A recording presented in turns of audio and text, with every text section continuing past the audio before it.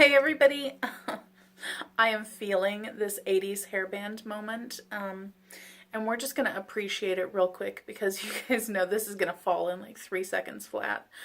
And then I will spend the rest of the video trying to fluff it back up. So because of that, let's just take a second. I just love me some volume because I almost never have it.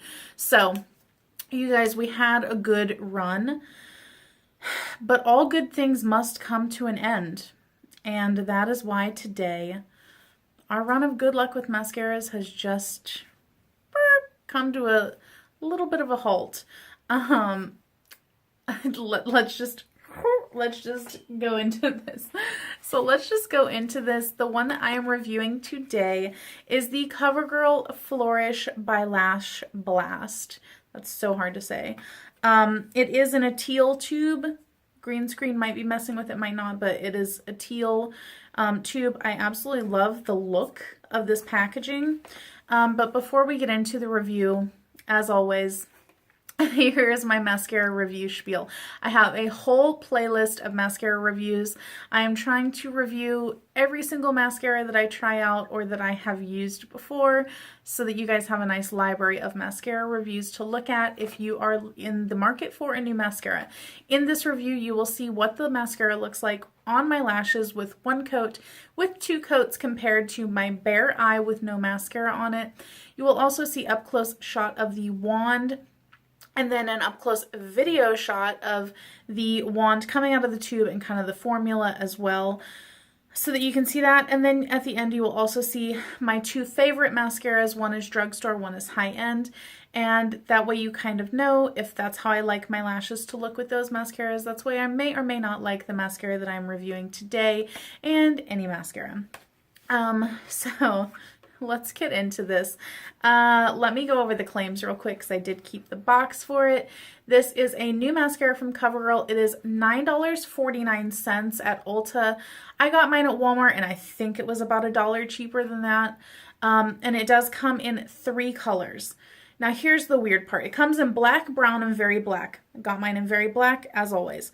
I did not see any waterproof version of this.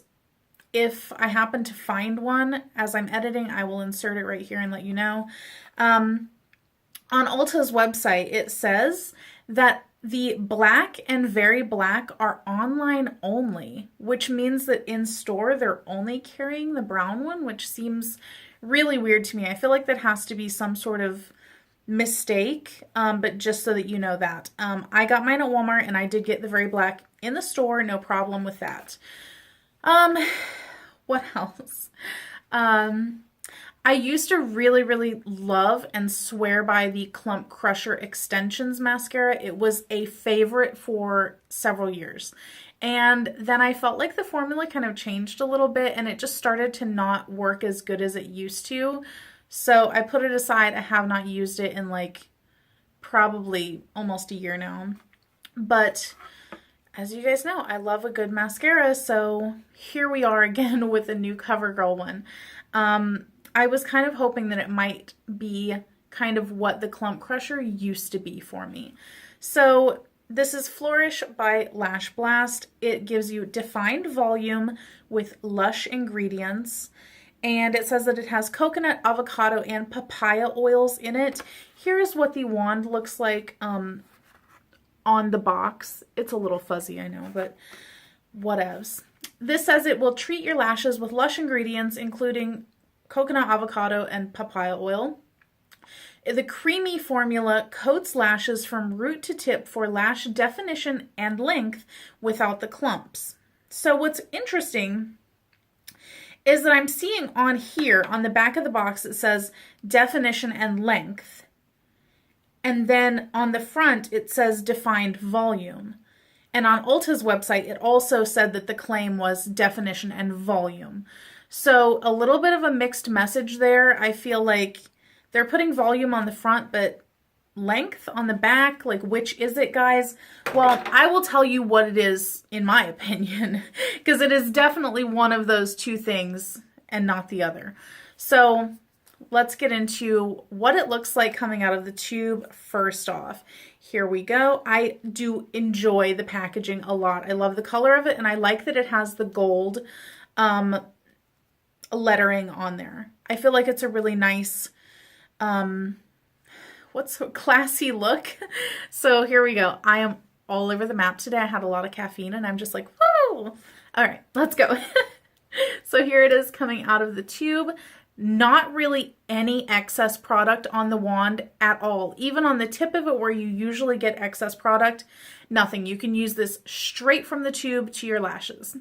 It does have a silicone wand on it.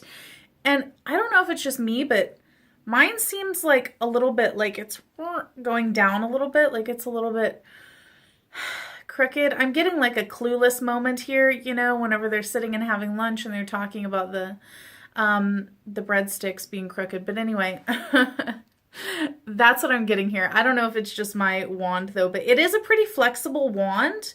But really it's one of those where it's once it's on your eye, it's not really flexing around a whole lot. It's not that wobbly, but it's also not super pokey, which is a concern with the silicone wands. I don't feel like it was that bad. The bristles on here are pretty much medium length. They're not as long as others that I've seen, and they're definitely longer than others that I've seen. The formula, I would agree with it that it is a creamy formula. And just looking at it in the tube, I feel like it looks pretty much like a standard mascara formula. However, going onto your lashes, I do feel like putting it on, it feels like a thinner formula. It doesn't really have a lot of body to it. It has a lot of slip to it, and it is a little bit difficult to build up on itself because of the properties of the formula. Thinking just back on some of the mascaras that I've reviewed lately, looking at like a Monsieur Big, that's a much more full-bodied formula. It has a lot of thickness without being clumpy, whereas this is more thin. It's not watery, but it's a very, I don't know, it's just a thin, almost kind of oily consistency. Once you're putting it on your lashes, you can really tell that. So how did this perform overall? It's not my favorite, but it's not my least favorite. So this is definitely one of those where you have to look at the results and see, is it something that you would be okay with your lashes looking like? In terms of just putting on the mascara, just going in for your first coat, it does coat the lashes decently, but as I said with the formula, it's kind of so thin that it's hard to really build up on itself. Going in for the first coat, I feel like I really had to work a lot to get all of my lashes coated with the formula, and I feel like the brush, while it's not terrible, it's kind of just, I wish that there was more bristles on here, and I wish that they kind of crisscrossed each other, because they are just standard rows of bristles and none of them are like, you know, staggered or anything like that. And I feel like because of that, it doesn't really grip onto the lashes as you're pulling it through. And that's what I really like in a mascara, whenever I can feel it gripping on and pulling all the way through my lashes to separate and coat at the same time. And this, it separates, but it's a little bit harder to get it to coat. So with one coat on there, it's not spectacular, it's not terrible, but I feel like if I was going in for a one coat mascara day, I wouldn't choose this mascara. I feel like you have to have two coats just to get it to the desired result, or as good as you can get for it. Going in for the two coats, I feel like you do have to wait for the first coat to dry entirely before you go in with that second coat. So it's one of those where you got to put on one coat, wait a few minutes, you know, do something else on your face, you know, whatever, then go in. You can't do it whenever it's still kind of damp, because it just does not build on itself. If you do wait for it to dry though, you can get a little bit more built up there, but it's not as much as I would have expected. And I feel like even with the second coat, I didn't get really any more volume. and I feel like the first coat didn't really give any volume. It 100% gives definition, which I appreciate and like. It is definitely a zero clump formula and a zero clump brush to, you know, comb through. But as for volume, which they do say on the front of the packaging, I'm not seeing it at all. Because I feel like I have a fair amount of lashes. They're just not super long. So if I can't get a lot of volume built up, even though I already have a decent amount of volume in just my regular lashes, someone with even sparser lashes than me, I feel like this could very easily look like one of those mascaras where you just have like a few little wisps of mascara or of lashes peeking out, because there's just no volume being built up. I do feel like it gives a decent amount of length, but it's not as long as other mascaras that I've tried. It's not exactly my desired look that I could achieve in a mascara. But this is definitely a mascara that could work for some people, so I'm not going to completely trash it. It's a very natural looking mascara. That's the best way to put it. If you like super natural looking, defined, non-clumpy, a little bit of length lashes, then this is perfect for you, and it's pretty good. The one caveat to that is that after so much good luck in not having a lot of issues with mascara, this one does flake a little bit. They are very teeny tiny little, just little minuscule flakes, whereas mascaras that have a thicker formula will give you a thicker flake off of your lashes. This one doesn't have super noticeable flakes, but there is a decent number of them. I'll insert a few pictures here so that you can see, but there's definitely lots of little mascara fallout right underneath my eyes. So I don't love that, but I mean, if you like the end result and you like the formula and the wand and stuff, it might be worth it to you.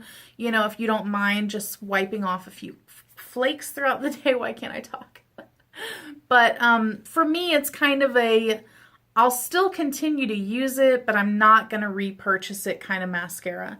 I will say, however, though, that I do like what it does to my lower lashes. The wand really is good at getting in there and teasing out those lower lashes and getting some length on them.